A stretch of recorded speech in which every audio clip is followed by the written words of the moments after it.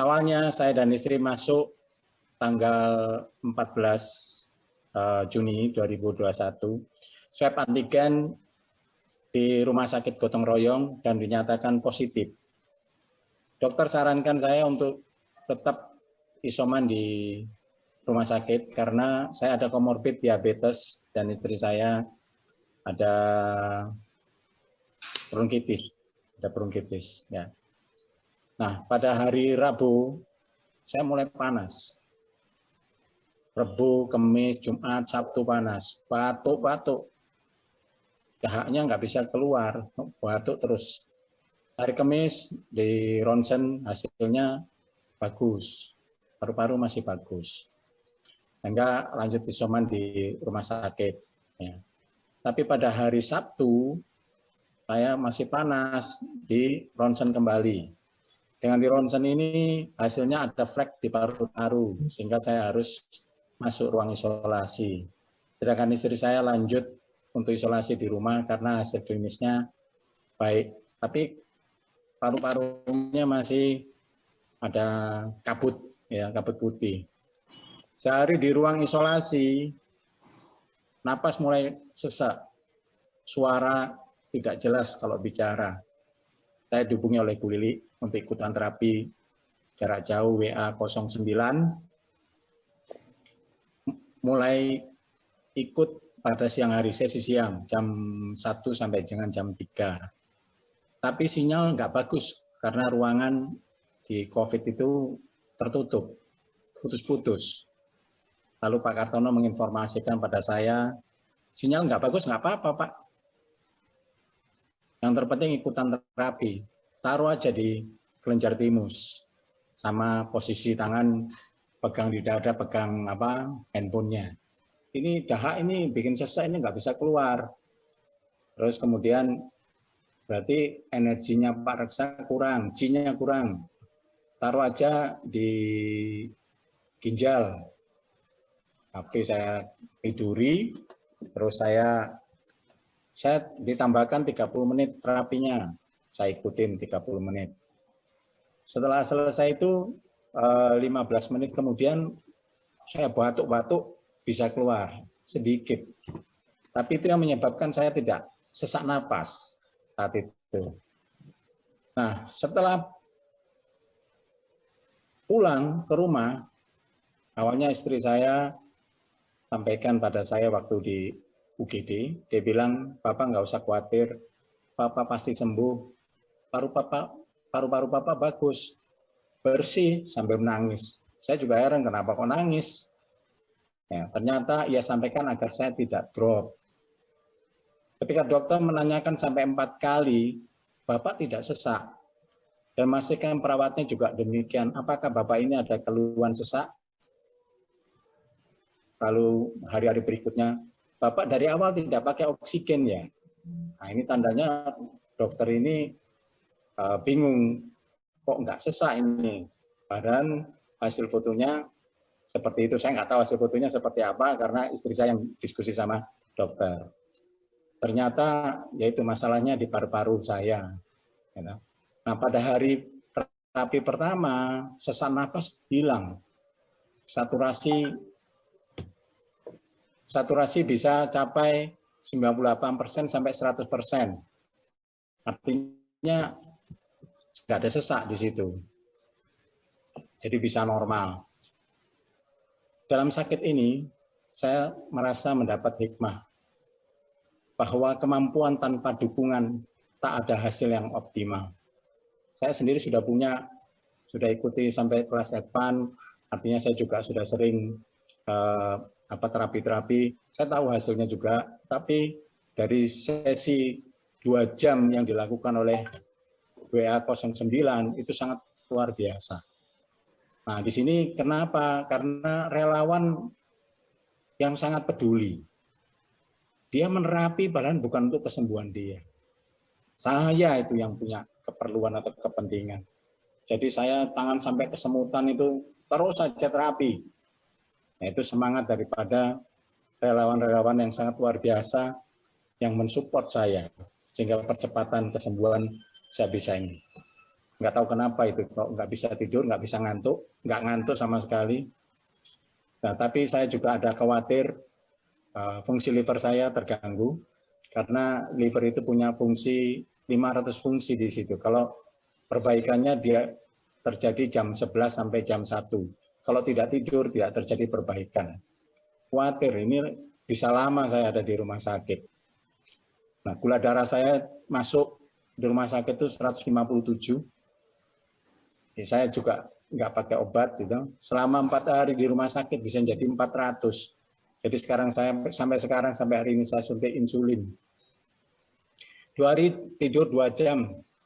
Bisa tidur tuh karena tengkurap, 1 jam bangun.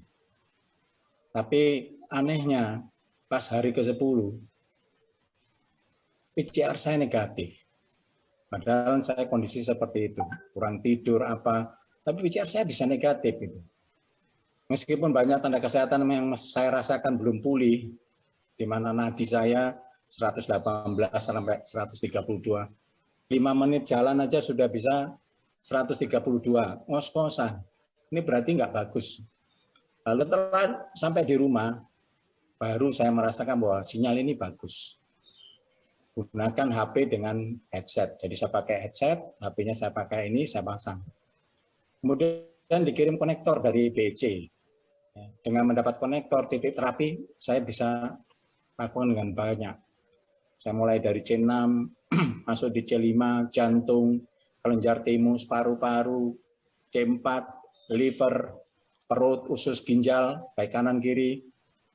Dampaknya sangat luar biasa perbaikan yang saya rasakan setelah 3 hari.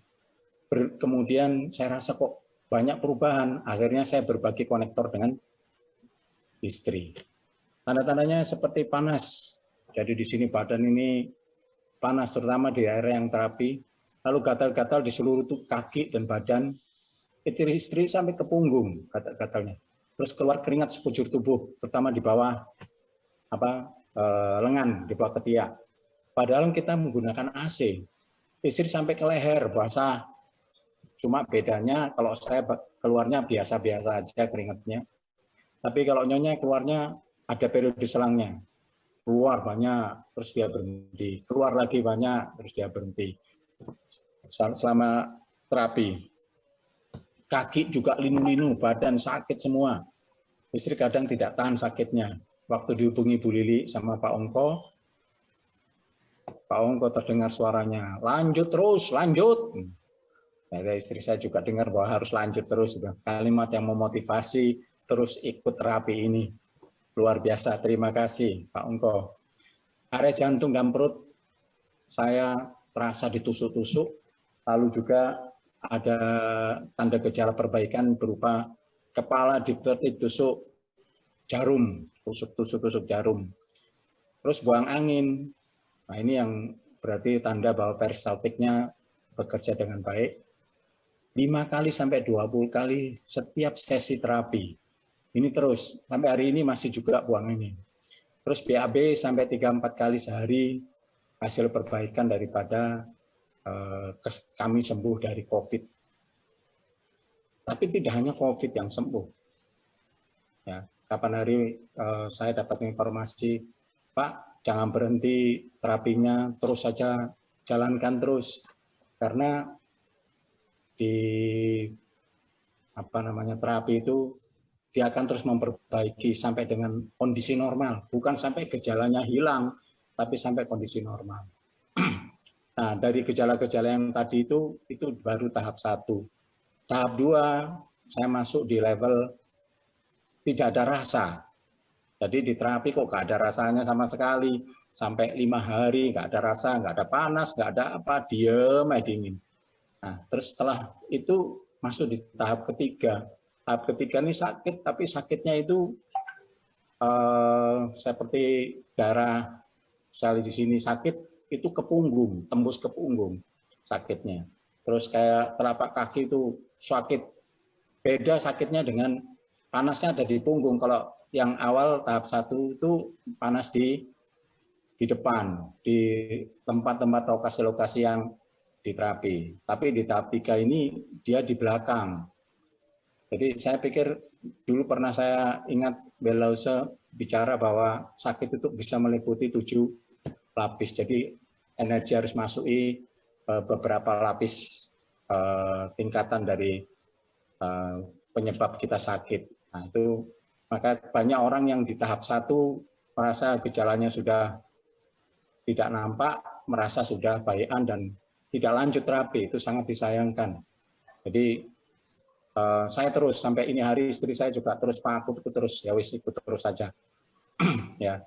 Nah, di situ hasil perbaikannya itu sampai yang pertama itu sulit tidur. Dari sulit tidur itu diminta untuk taruh headset di belakang telinga, kiri dan kanan. Bisa tidur. Di rumah sakit saya tidurnya harus tengkurap. Kalau tidur terlentang pun juga cuma sebentar. Lalu saya ngeluh masalah nggak bisa tidur. Nyonya bilang kata siapa Papa nggak bisa tidur? Papa taruh kepala aja sudah langsung tidur. Jadi setelah dikasih headset itu langsung, baru sampai di bantal aja sudah langsung tidur. Ya. Lalu juga hasilnya yang ini adalah riak. Kalau saya mengeluarkan riak itu harus batuk-batuk dan keluarnya sangat sedikit. Tapi istri lain, dia tiap pagi keluar riaknya tanpa batuk, diam-diam, loh ada yang keluar, ya keluarkan. Jadi riak itu keluar sendiri. Jadi banyak sekali perubahan daripada yang dialami oleh istri saya. Ya. Nah, bronkitis istri saya juga tidak kambuh. Setelah saya mengikuti terapi WA09 sangat luar biasa, hikmah itu adalah lama terapi sangat berpengaruh. Dan kesempatan itu sangat, saya dapatkan pelajaran yang sangat luar biasa di sana. Itu juga biasanya kalau kita kan periksa setiap habis terapi, pakai oximeter, terus pakai tensi, terus diukur terus apa perubahan-perubahannya.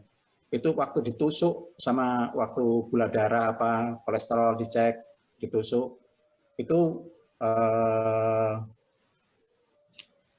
darahnya itu apa namanya istilahnya itu melembung begitu aja dan kental berwarna agak gelap.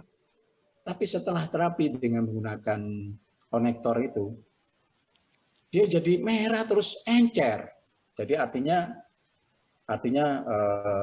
terjadi perbaikan dari kekentalan darahnya itu berkurang di sana. Saya lihat di situ. Lalu nadi istri saya 2 kali terapi menggunakan konektor itu bisa capai 68-93. Jadi sudah posisinya normal istri saya. Cepat sekali dia ini. Ya. Nah, nadi saya saat ini, sekarang ini di level 92 sampai dengan 108. Jadi saya melakukan jalan sampai setengah jam, 1 jam, di maksimal di 108. Nah, sebelumnya kan sampai di 132 dan cepat capek. Jadi dengan terapi longevitologi ini, saya bisa rasakan jauh lebih mengalami percepatan di perbaikannya. Sekarang berat saya juga sudah naik lagi, yaitu di 4 kilo. Tanda bahwa asupan yang saya makan itu bisa diproses dengan baik. Jadi ini yang saya bisa sampaikan pada rekan-rekan semua. Ya. Bersama banyak hal yang kita dapatkan. Bersama kita bisa menjadi besar. Bersama banyak manfaat yang bisa kita datangkan. Kebaikan yang ditanam tentu kembali kepada kita. Kita paham itu. Ya, saya aturkan banyak terima kasih pada guru yang mengajarkan dan mendidik jiwa walas asih yang tentu kembali pada diri kita. Terima kasih pada kesungguhan Pak Ongkor dan keluarga yang saya tahu betul-betul komitmennya, dedikasinya sangat luar biasa terhadap pengembangan daripada longevitologi ini. Terima kasih juga untuk para relawan yang menumbuhkan jiwa walas asih yang ditularkan melalui terapi ini. Ya, semoga upaya kita semua bisa membantu lebih banyak orang mencapai kesembuhan dan kebahagiaan. Terima kasih. Terima kasih.